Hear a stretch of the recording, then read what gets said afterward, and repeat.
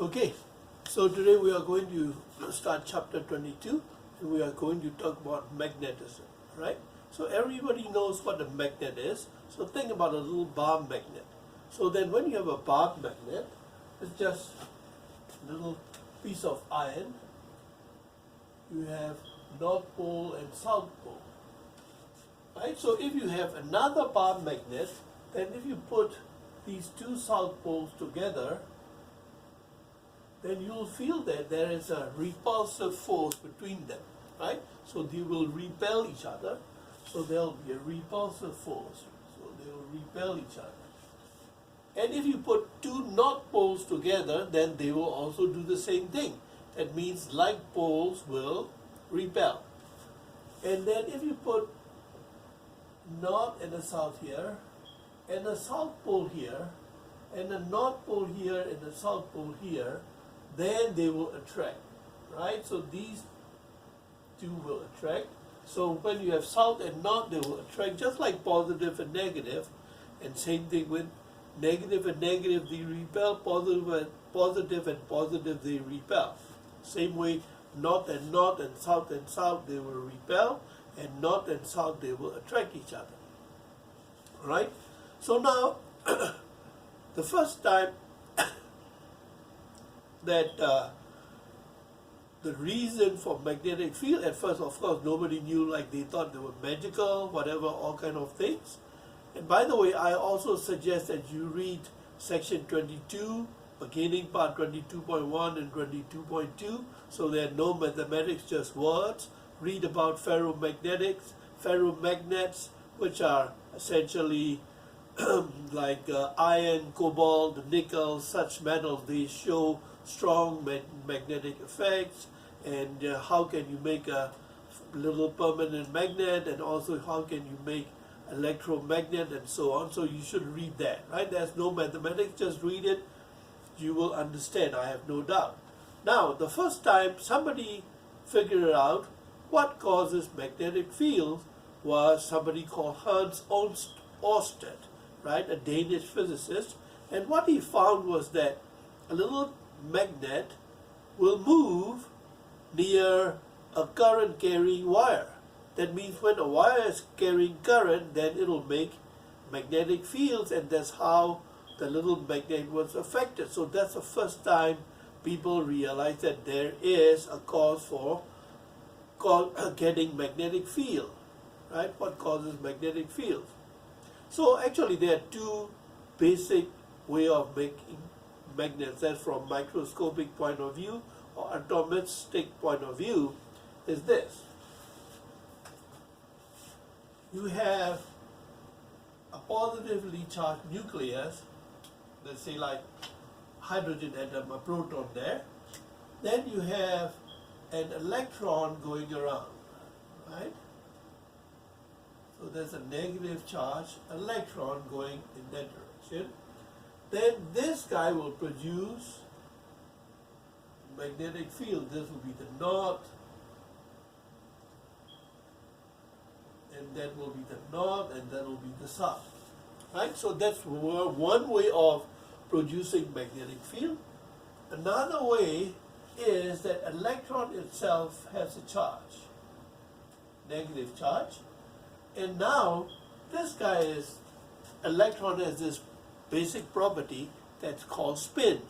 Like you can imagine like it's spinning, right, on its own axis just like the earth does. But the thing is, actually it's not a really accurate picture. Both of these pictures are not really accurate quantum mechanically, but just pretend that they are fine to describe what we want. Then when you have this little guy spinning around on its own axis, then it will produce magnetic field like this. So that will be the North Pole, that will be the South Pole, right? So that's why when you line up all these little atoms, right, in correct way, in the right direction, then all these little magnetic fields will enhance each other, and then that's how you make a magnet, all right? Okay, so at least you have some basic idea how it is made. Now, as I said before, Ørsted found out that the little needle magnetic needle was moving near a current carrying wire. So how does it do that? And how do you calculate the effect? And the thing is that then you must have charged particles moving. So if you have a magnetic field, right? If you have a magnetic field, let's say magnetic field is in that direction, and a particle, let's say a positively charged particle moving in that direction, so that is the direction of the velocity, right? That's the direction of the particle moving, and then the magnetic field is in that direction. I write with B, and the angle between them is theta. Then the force on this charge will be perpendicular to both of these guys and going up. So of course you have to imagine that these two are in one plane, right? So I'm drawing something like this. Like this is your V, and this is your B, right? And that's theta, and your force is going up, right? So VB, that's F, right? And the force on that charged particle, the magnitude is given by this, QVB sine theta. So magnetic field B times velocity V times the charge Q, and this is the magnitude of the force F, and theta is the angle between the velocity or the direction of motion of the charged particle and the magnetic field. Okay? So obviously you see that if V is 0, if the charged particle is not moving, there will be no force. That means there is no magnetic force on stationary particles. Another thing is, if velocity and magnetic field are in the same direction, theta will be 0, then there will be no force again. So let me repeat. If there's direction of the magnetic field and direction of the motion of the particle are in the same direction, then there is no magnetic force. It's also true that the particle can be moving opposite, totally opposite, 180 degrees from the magnetic field. Then again, sine 180 will be 0. So sine 0 or sine 180, that's 0. So that means when the particle is moving against the direction of the magnetic field, or in the same direction of the magnetic field, or if there is no velocity, then the force will be 0. Right? Now, let's calculate, and remember this rule, the direction, finding the direction, you can also use another one called the right-hand rule. And that is not difficult. First you pretend like I'm drawing really good. This is my hand. So this is the finger, this is my thumb. Okay, this is the thumb. This is my palm, and there's a positive charge. Then the magnetic field is going in the direction of those fingers. That's your B. And the velocity is going in the direction of the thumb. That's V. Then the force will be going up out of the thumb. So it'll be like this, right? V is my thumb, B is my fingers, and the force is perpendicular going up out of my hand, right? Out of my palm. That is for positive charge. If it were negative charge, the force will be in opposite direction. Okay? So if it were a negative charge, then the force will be going down into the palm instead of going up. Alright? So that's how you find the direction of the force, and the magnitude of the force is just simple. F is equal to QVB sine theta. Now, what is the unit for magnetic field? So from there I can get B is equal to F divided by QV sine theta, right? I just cross multiply QVB. So B is equal to F divided by QV sine theta, right? So if I just write down units, so I'm just going to write down units, right? Units for B, F is in newtons, right? Because that's force. And charge Q is in coulombs. Velocity V is meter per second. And sine theta has no units. So now this is coulomb per second, which is also ampere. So that's Newton, sorry. This is ampere meters.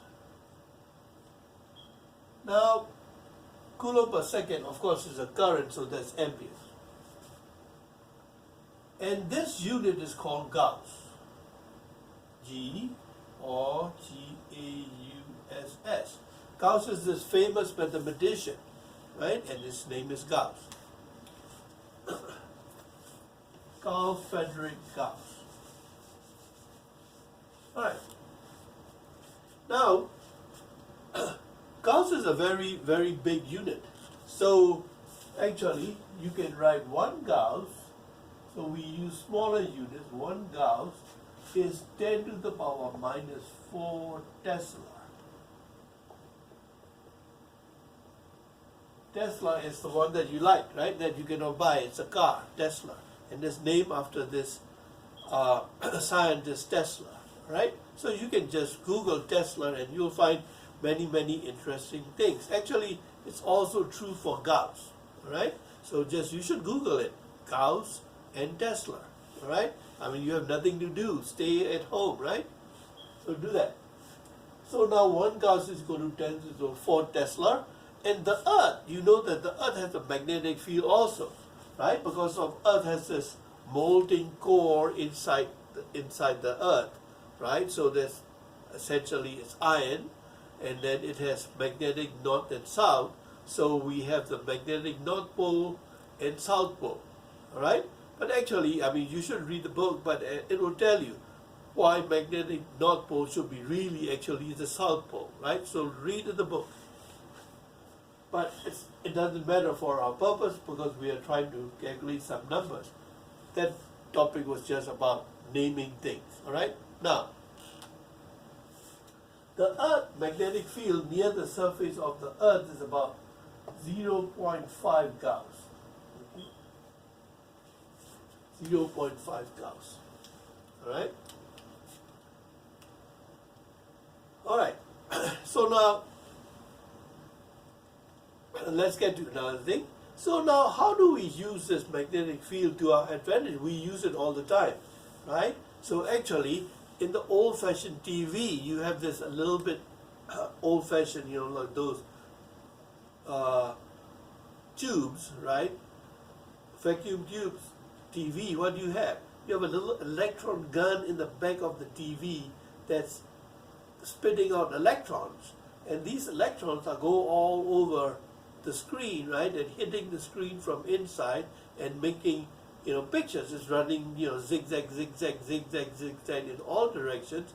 And of course, you see the picture from outside, but of course, you do not know because those scanning, the frequency is so fast that you cannot know the pictures are actually, you know, are not continuous, right? But anyways, in order to change the direction of those guys, then you have to use magnetic field, right? Magnetic field is used all the time. Electric field, magnetic field, they are used all the time, right? So let us talk about the simplest possible case. So let's suppose you have a magnetic field, and I'm going to write these little crosses, and you will see the whole chapter like that. These crosses means a magnetic field going into the board, right? If it is in the book, that is going into the book, right? So I'll just write these little crosses. If I write a little dot with a circle, that field is coming out. This symbol means going in, right? So magnetic field B is going in. This one, B or velocity, anything you want to show, that is out, right?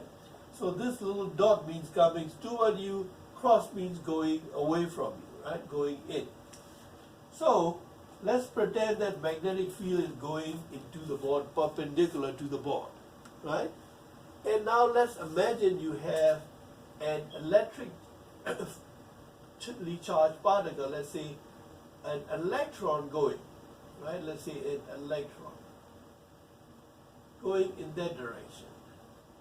Velocity v, charge q, right? This is negative charge. So let me just write E, negative E, right? So charge E, but it's negative, right?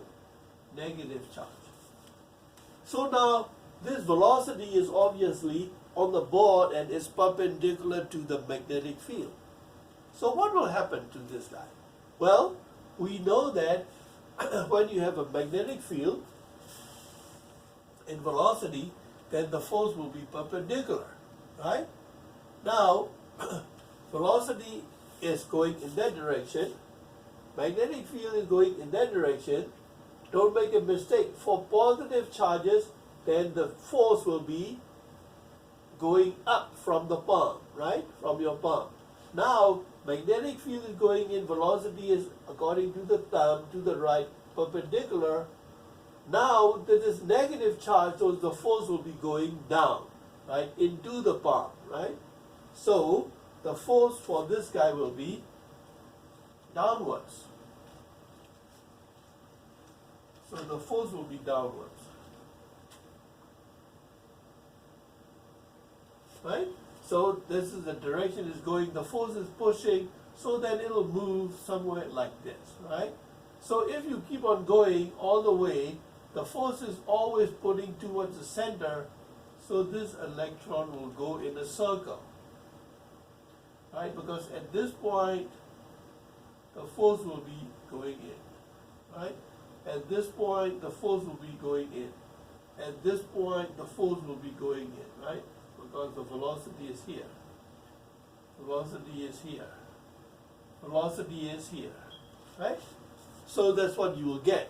So that means that guy will keep on going round and round and round. And the radius of the circle will not change. Right? You can easily calculate that. How do you calculate that?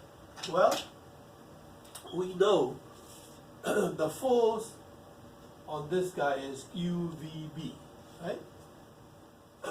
So the force is like that. But now, if you look at it, this guy is going around in a circle, so then the centripetal force that you learned in the first semester must be the same as this force, right?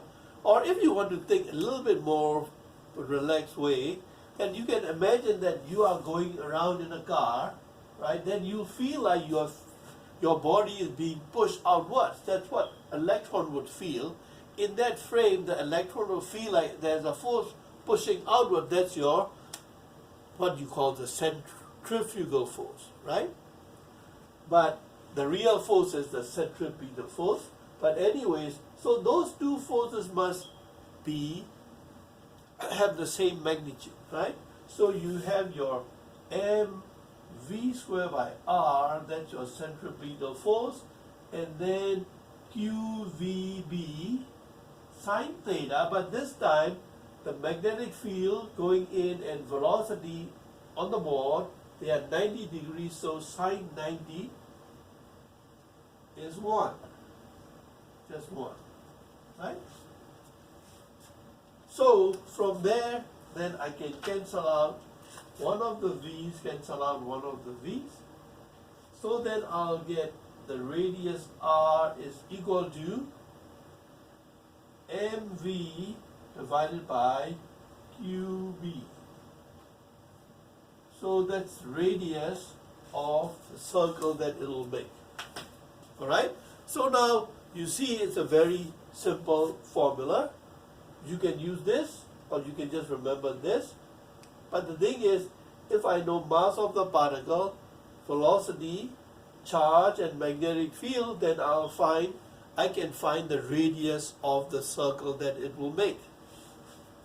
So actually that's an example, a problem that's showing that you want to find the curvature of the path of the electron that would deflect by putting a bar magnet near the TV screen, right?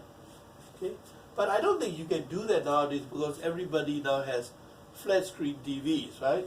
Or liquid crystal. All right. Now, is that the only thing?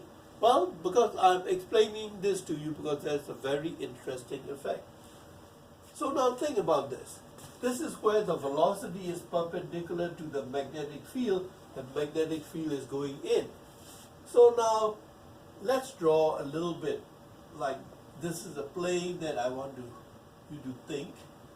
Then the magnetic fields are going in perpendicular into the board, all right? Perpendicular into the board. So now we know that, so it's everywhere, right? Not only these 3 points, but I'm not going to draw all of those lines because then you'll get confused. So now, if you send in an electron, right, just like that, like this, perpendicular to the magnetic field on this board, then it'll go like this, like a circle, right? Because electron is going that way, then it will turn. So I'm just redrawing that circle on this board, right? On this green one, and like that. Because now magnetic field and the velocity of the particle are always perpendicular, so that is the radius that we are talking about. This radius is this guy, right? Or this radius, same thing. Now, what I'm going to do is, I'm going to send in the electron or a positive charged particle, let's say like a proton, it doesn't matter which one, but with a little oblique angle. That means it's not going to be perpendicular, right? But perpendicular to the magnetic field, but there'll be a little angle. So what will happen? So because there will be a little angle, then what will happen is that it will go, let's say like like this. Let me see how I start drawing like this. Right? So it will go like a helix, right? So it will spiral.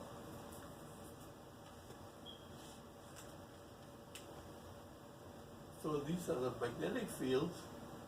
Then it will go like this. Right? Okay? So it will go in like a helix circle. So now we look at our Earth. Our Earth has, this is the north, then our Earth has magnetic fields like that.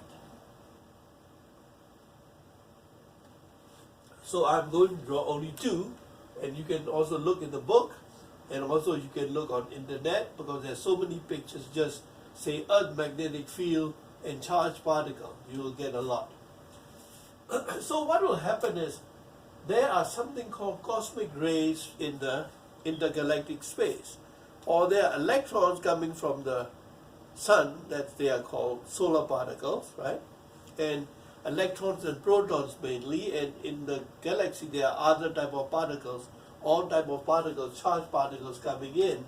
So these guys obviously will not necessarily be perpendicular to the magnetic field. So, so what will happen is they will come in. And then when they come in, then there will be some angle between the magnetic field and the direction of the particles, so then they will start to spiral, right? And so let's say like they come in, and then they will start to spiral like that, right? So what happened is then they all concentrate at the North Pole, right? So then you can imagine all these charged particles spiraling down and concentrated at the magnetic North Pole. What will happen? It will hit all the atoms in the atmosphere, right? Nitrogen and oxygen, and then these guys will ionize, and then all kind of radiation take place, and that's what you call the Aurora Borealis, that the northern light, right? So if you want to read it, just type it in northern light, and then you will see many, many beautiful pictures. And the cause of this is just that. The magnetic field and the charged particles and the motion of the magnetic charged particles in the magnetic field. Alright? Okay, so now I'll quit and then I'll do some problems now.